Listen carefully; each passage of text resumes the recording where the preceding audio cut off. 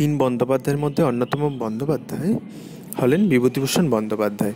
তো তার রচিত পুঁইমাচা গল্পটি এবার ক্লাস 11-এর ফার্স্ট সেমিস্টারে অন্তর্ভুক্ত করা হয়েছে।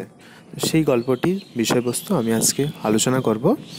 তো এই গল্পটির মধ্যে পথের পাঁচালীর দুর্গার ছাপও আমরা দেখতে পাই। পথের পাঁচালীর কিছু ছাপ এই গল্পের মধ্যে চোখে পড়ে। তো 12 পৃষ্ঠার এই গল্পটির মধ্যে যে কাহিনী রয়েছে সেই কাহিনীটা আজকে আলোচনা করছি। সহায় হরি ও তার স্ত্রী অন্নপূর্ণার তার 3 মেয়েকে নিয়ে সংসার। সে সময়ের অভাবী বাঙালি পরিবারের এক চিত্র এখানে ফুটে ওঠে। তো সহায় হরি কোনো কাজই করে না, বাগদি বাড়ি দুলে বাড়ি ঘুরে ফিরে বেড়ায়।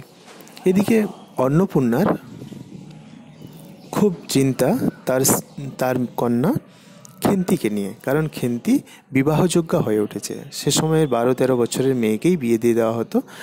আবার যদি বেশি বয়স হয়ে যেত তাহলে মেয়েদের বেশি বয়স হয়ে গেলে সেই ফ্যামিলিকে একঘরে করে দেওয়া হতো। তাদের হাতের ছোঁয়া কেউ জল খাবে না, এইভাবে তাদেরকে একঘরে করে দেওয়া হতো। তো দিন কাটছে, চণ্ডীমণ্ডপে আলোচনা হয়েছে যে তাদেরকে এবার শাস্তি দেওয়া হবে। তো এই খবর পৌঁছেছে অন্নপূর্ণার কানে। এদিকে অন্নপূর্ণা বারবার বলে যাচ্ছেন সহায় হরিকে যে কোনো খেয়াল রাখে না, মেয়ের বিয়ের ব্যবস্থা করো, নাহলে এবার একঘরে করবে। তো অন্নপূর্ণা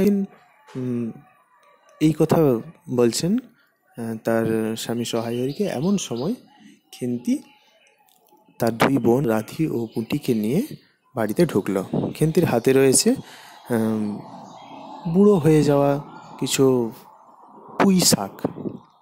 তো সেটা দেখে এমনিতেই অন্নপূর্ণা তার স্বামীর প্রতি বিরক্ত ছিল, রেগে উত্তেজিত হয়েছিল। এমন সময় খেন্তিকে হাতে পুঁই শাক দেখতে পেয়ে আরও জ্বলে ওঠেন এবং রাগ গিয়ে পড়ে খেন্তির ওপর। বলতে থাকেন যে বিয়ে দিলে এখন কটা বাচ্চার মা হয়ে যেত, সেই খেন্তি এত নোলা কিসের, অর্থাৎ এত তার লোভ কিসের, কি দরকার এখানে ওখানে এর বাড়ি তার বাড়ি ঘুরে বেড়ানো, লোকের যে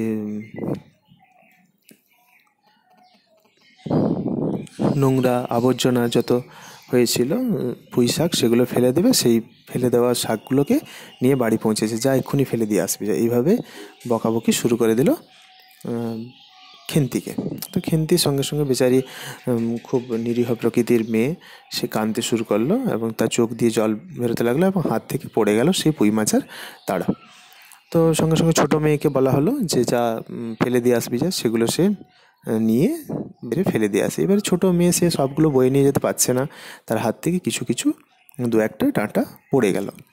এদিকে রান্না করতে বসে অন্নপূর্ণার মনে দুঃখ ভেবে যে মেয়েটা এত সাধে নিয়ে এসেছিল পুঁই শাক এবং চিংড়ি মাছ, তাই সে কী করলো না, কাছাকাছি যতগুলো পড়েছিল কিছু পুঁই শাক সেগুলোকে কুড়িয়ে চিংড়ি মাছ দিয়ে সেগুলোকে রান্না করে রাখলো।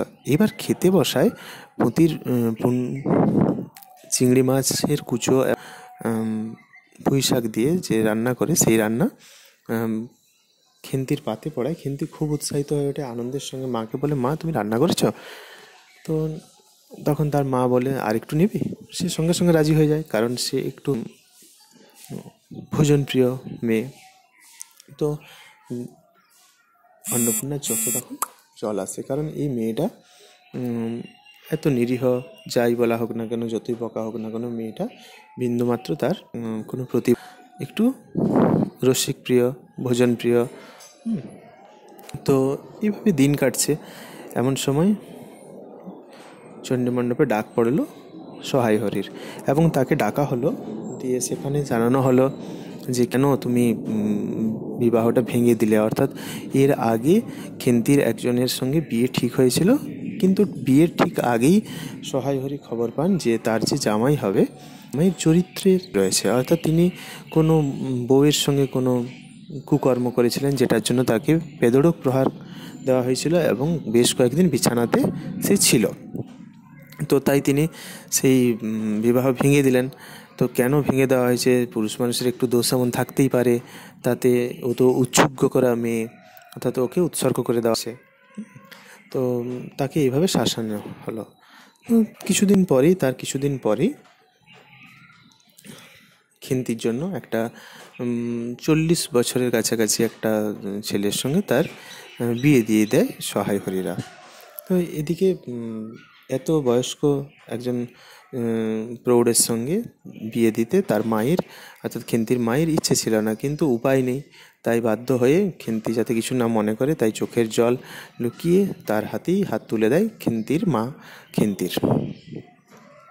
এইভাবে দিন কাটতে থাকে। খেন্তি যাওয়ার সময় বলে, মা আমাকে আষাঢ়েই, বৈশাখ মাসে তাদের বিয়ে হয়, বলে মা আমাকে আষাঢ়েই বাবাকে পাঠাও আর আমাকে যেন নিয়ে আসে।